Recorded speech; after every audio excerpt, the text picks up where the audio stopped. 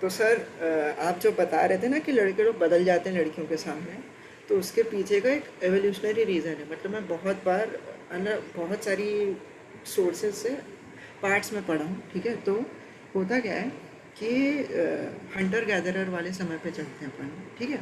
तो उस समय क्या होता था, बेसिक अपन को क्या करना रहता था, ह्यूमंस को स्पीशीज़ आगे बढ़ानी रहती थी, ठीक है।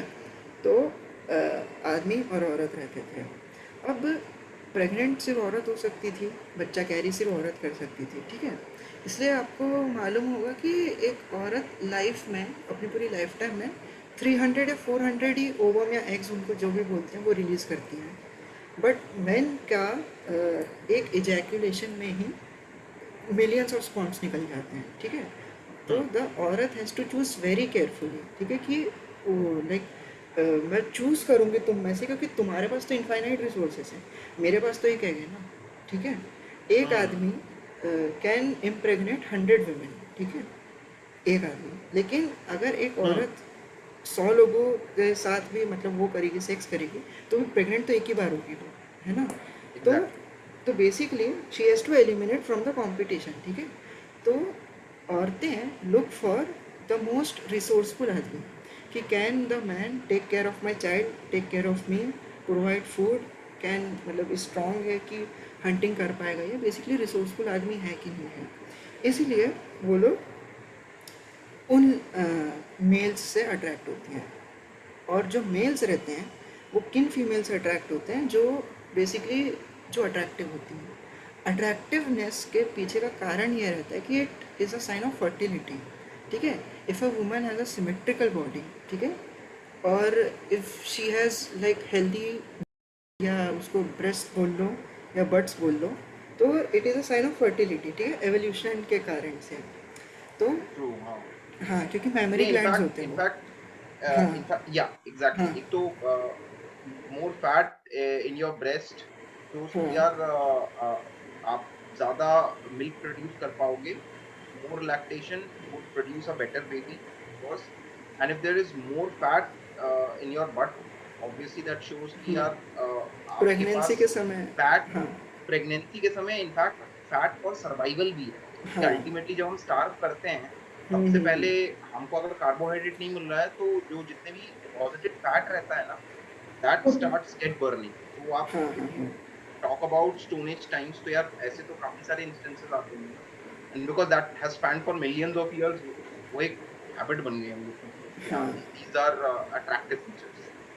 तो इसलिए जो मेल्स रहते हैं टिल डेट, वो एक औरत से बहुत जल्दी अट्रैक्ट हो जाते हैं, with in a span of 5-10 minutes या 1-2 दिन में, ठीक है। वो देखते हैं, वो बेसिक फीचर्स वही देखते हैं, क्योंकि उनको तो बेसिकली यही देखना रहता है ना। अगर ये अट्रैक्टिव दिख रही है, यानी she is fit to carry my child, ठीक है, फर्टिलिटी है इसके अंदर बहुत अच्छी वाली, ठीक है। लेकिन औरतों को लंबा समय लगता है to choose a man, because एक दिन में तो नहीं पता लग सकता कि ये आदमी कितना सक्सेसफुल होगा फ्यूचर में, क्या ये रिसोर्सेज प्रोवाइड कर सकेगा मेरे लिए, क्या ये स्ट्रॉन्ग है। तो औरतों को लंबे समय लगता है। अब क्योंकि कंपटीशन रहता है फॉर प्रोड्यूसिंग अ चाइल्ड आदमियों के बीच में, तो होता ये है कि they try to eliminate their competition, ठीक है, and they try to woo the woman, कि औरत को इम्प्रेस करेगी। तो वो they will be nice to her, ठीक है, कि मेरे को चुन ले, मेरे को चुन ले। बेसिकली सब कॉन्शियस माइंड में यही है कि choose me, I am nice from the competition, ये सारे जानवर हैं, मैं ही अकेला इंसान हूँ, मेरे को चूज़ कर लो, ठीक है। उसके सामने और दूसरे लड़कों से वो लड़ाई करेंगे कि तुम पीछे मत भागना, तुम पीछे मत भागना।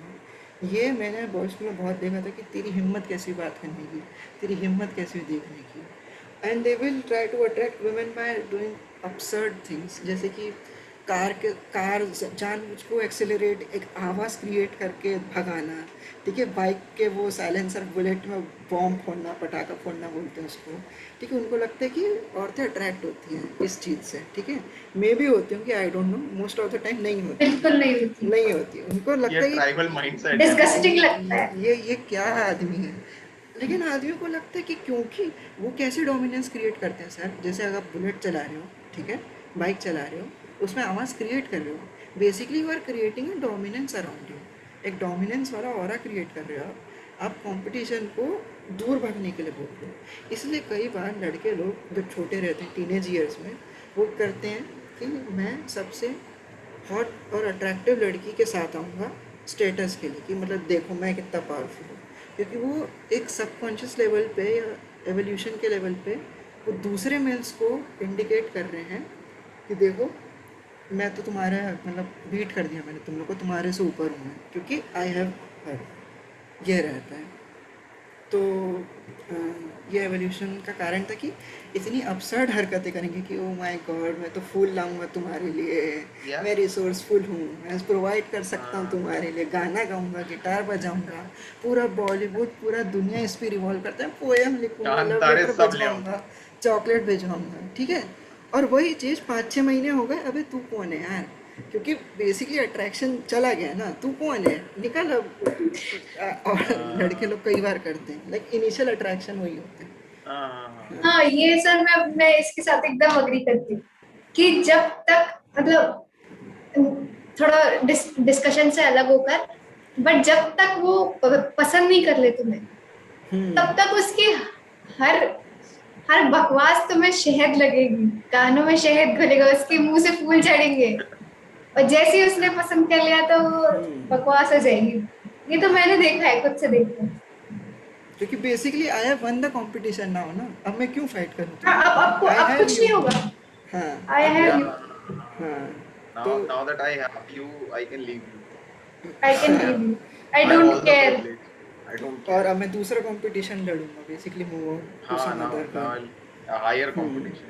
हम्म।